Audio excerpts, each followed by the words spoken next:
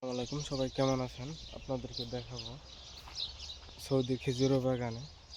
এই যে আমাদের এই বাগানে, আমাদের বাগানটা অনেক বড়, 4-5টা ধাপ আছে।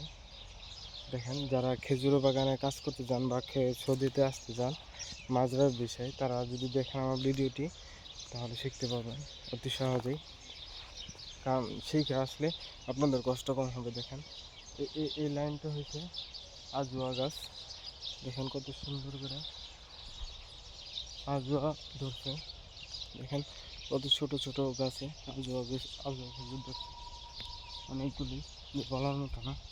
আর এইগুলি হয়েছে খালাস খেজুর, এগুলো হয়েছে খালাস খেজুর।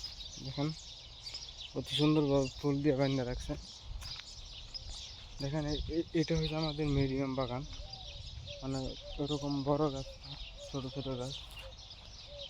আপনাদের দেখাবো ছিয়াশি খেজুর। হ্যাঁ, তখন নাম শুনছেন কিনা জানি না। কারণ সৌদি আরবে এত এত খেজুরের নাম যে বাংলাদেশের পোলাপানের নামে এতগুলো নাই। দেখেন ছিয়াশি খেজুর কত সুন্দরভাবে বানিয়ে রাখছে। এলাকায় ছিয়াশি খেজুর, এগুলো অনেক দামি খেজুর, এখানে খুব যত্ন সহকারে বানিয়ে রাখা হয়। এগুলি দেখেন, এগুলো খুব যত্ন সহকারে বানিয়ে রাখা হয়। এগুলো বেশি লম্বা না, গাছ ছোট ছোট গাছ। দেখেন এগুলো সব ছোট ছোট গাছ। খেজুর কম দেখা যাচ্ছে, কিন্তু ছোট থাকতে খেজুরগুলো কম দেখা যায়, বড় হলে আবার খেজুর বেশি দেখা যায়। দেখেন এগুলো হচ্ছে চাগায় খেজুর, এটা হচ্ছে চাগায় খেজুর গাছ। আমাদের হাস্যকর কথা হচ্ছে যে এখানকার সৌদি আরবে ছোট ছোট গাছে এত পরিমাণ খেজুর হয় যা বলার মতো না।